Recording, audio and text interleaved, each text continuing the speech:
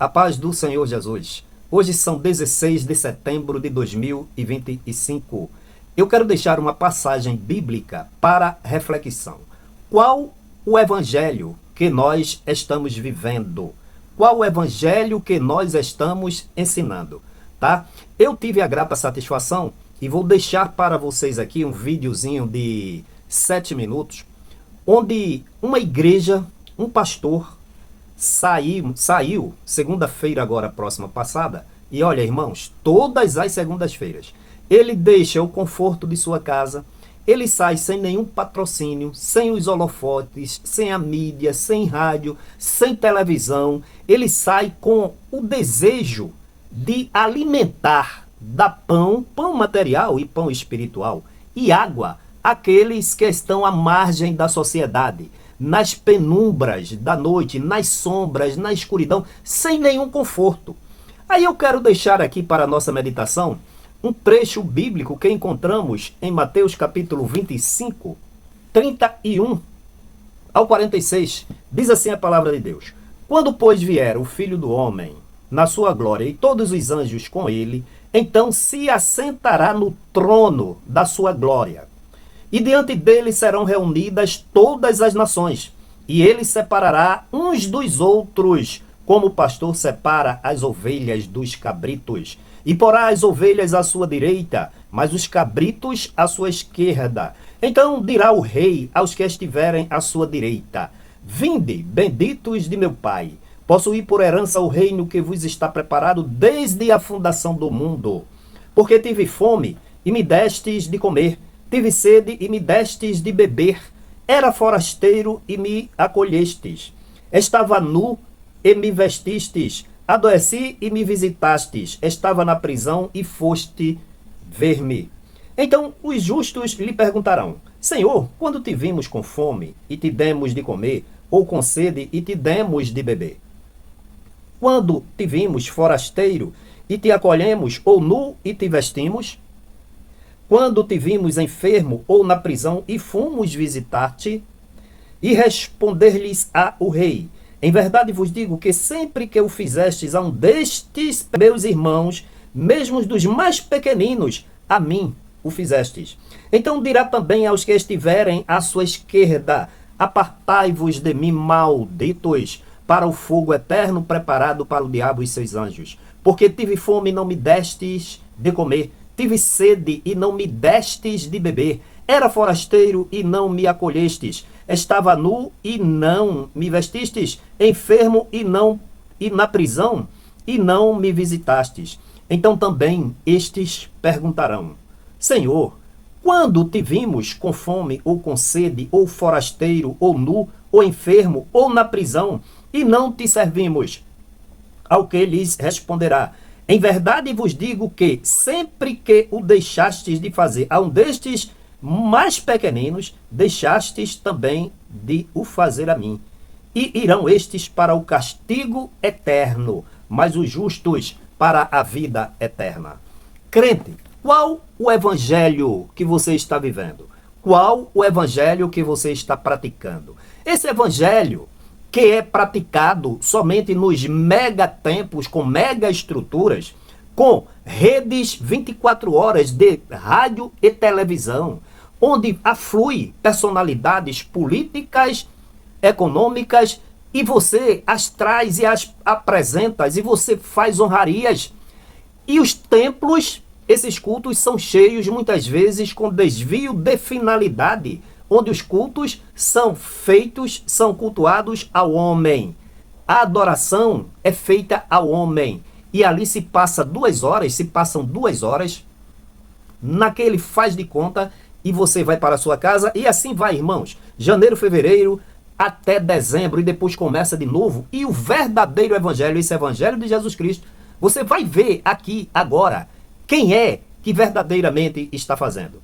Uma igreja, um pastor, que desloca o seu carro, os seus recursos, o seu tempo, toda a sua estrutura, o som, compreenderam? Porque há uma determinada logística, quando todos estão voltando para as suas casas para se acolherem, depois de uma jornada árdua de trabalho, evidentemente, ele sai de sua casa para alimentar aqueles que estão nas sombras, aqueles que ninguém olha para eles, aqueles que precisam de vestes, precisam de água, precisam de comida, ou seja, são aqueles que Jesus falou nessa expressão de Mateus 25. Então, eu quero perguntar a você qual o verdadeiro evangelho. E em meio ao vídeo que vocês vão ver aqui, vocês vão ver situações, eu vou narrando, e em meio a toda essa situação caótica, essa situação melancólica, essa situação triste, essa situação que não tem esperança.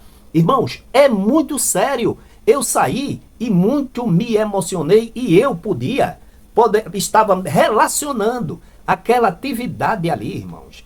Vou dizer mais uma vez, sem televisão, sem rádio, sem políticos, sem governadora, sem prefeito, sem ninguém. Mas ele estava, aquela equipe, na direção daquele pastor, diante de Deus, fazendo exatamente o que Jesus mandou. Não foi para aparecer para governador, para governadora, para praticar rachadinha, para... Olha, irmãos, e aí vai, né? Para processar irmãos, para mentir na justiça, para concorrer a cargos públicos, para desviadismos, para pedir muito dinheiro para os seus belos prazeres. Irmãos, e acima de tudo, eu queria que você refletisse quem é que precisa do verdadeiro evangelho, dos seus esforços, dos seus recursos. São os Estados Unidos, Orlando, Flórida, Carolina do Norte. Irmãos, quando aqui ao lado você vai ver dessa pobreza, dessa indigência, magníficos templos, que não foi o melhor, e eu filmei e vou mostrar para você. É esse o evangelho que Jesus mandou pregar? Assistam aqui, irmãos, por favor. Na escuridão, na sombra ou nas sombras da noite, onde o povo desprezado, desesperançado, olha, irmãos, em plena escuridão, sai essa equipe disponível a alimentar, leva pão, água. Vejam a situação desse povo nas marquises, entendeu? Então, esse pastor sai com 3 pessoas, comigo 4, mais o carro repleto de marmita, com água, café, suco à vontade, e ele pacientemente parava aqui, parava ali. Irmãos, e o que mais me chocou é que em meio a essas visitas, a essas distribuições, olha as sombras, irmãos, as pessoas desalentadas, isso é uma tragédia social. Então, o que mais me deixou assim, irmãos, abismado, pessoas crentes das Assembleias de Deus, aqui da IEADPE de Recife, irmãos, vivendo numa situação dessa. E olha, e não foi qualquer crente, porque citavam a palavra de Deus, cantavam os hinos e rememoravam os dias que passaram lá. Vejam aí, irmãos, a dedicação. E o povo vai chegando, quando na realidade a população já vai para a sua casa depois de uma jornada de trabalho. Essas pessoas se recolhem para dormir ao relento, na chuva, no frio, muitos sem se alimentar, e aí está, olha, o verdadeiro evangelho de Jesus Cristo. Eu tive a oportunidade de filmar essa pessoa aí mesmo, era uma crente das Assembleias de Deus, irmãos, vivendo em situação de indigência, na rua, desprezada, e o seu pastor manda os filhos para Orlando, Carolina do Norte, Flórida, pregar o evangelho, aqui na cidade do Recife, perto ao templo central da IEADPE. Não está a 10 minutos, irmãos. Essa situação deplorável, pessoas desviadas, pessoas desalentadas. Agora veja a fila aí para se alimentar e ir para suas casas dormirem, não. Para continuarem nas ruas. E muitas vezes o seu pastor com os templos repletos de crentes, olhando um para a cara dos outros, adorando a ele, venerando a ele, a mulher dele, ao filho dele, compreendeu? E por sua vez ele explora pedindo dinheiro, pedindo pix para ele e os seus altíssimos salários de sua diretoria. e como se não bastasse, explora você vendendo camisas, vendendo bonés, vendendo colete, revistas, tudo, irmãos. E aí o povo de Recife, Olinda, nessa situação deplorável. Mas esse pastor, com toda essa dedicação, no anonimato, vejam aí que comida saborosa. Vejam aí. E ele não quer holofote, é por isso que eu não vou citar nem o nome dele, nem a igreja dele. Mas olha, e outra, viu? Já foi crente da Igreja Evangélica Assembleia de Deus, em Pernambuco. Mas exatamente por causa desses desvios de conduta e finalidade, ele preferiu sair. Vejam essa situação aqui, olha, nas sombras. Encontrei também uma crente das Assembleias de Deus aqui, irmãos, vivendo nessa situação. Vocês vão ver a casa que ela mora. E vejam aí, olha, o carro para, 3 irmãos, eu estava filmando, evidentemente conversando com as pessoas. E aí elas me diziam, olha, eu já fui crente das Assembleias de Deus, do Jordão, Nova Descoberta, do Ibura. Vejam, irmãos, que situação deplorável, situação de indigência. E o seu pastor, irmão, ainda pratica rachadinha, quer dizer, desvio do erário público por 10 anos. Está aí nas redes sociais, está aí no Ministério Público, na Polícia Federal, recursos que é exatamente para atender a população em suas mais legítimas necessidades. Mas quando se desvia dinheiro pelo furto, pelo roubo, pelo desvio de verbas superfaturadas, falta dinheiro exatamente para, eu não diria socorrer, mas para atender a população em sua necessidade. Olha aí, ó, o lixo em meio à rua, e essas pessoas vivendo aí, filhas de Deus, crentes desviados. Olha a casa que a crente vive. É uma casa ali, olha, das Assembleias de Deus, já foi das Assembleias de Deus. Olha agora, em meio a toda essa pobreza, tá aí, ó, meu irmão, olha essa edificação. Aí parece mais um caça-níquel. Aí você vai, passa o dia, a noite aí dentro, adorando o homem, tá entendendo? Muitas vezes sendo explorado, explorada. Olha aí, ó.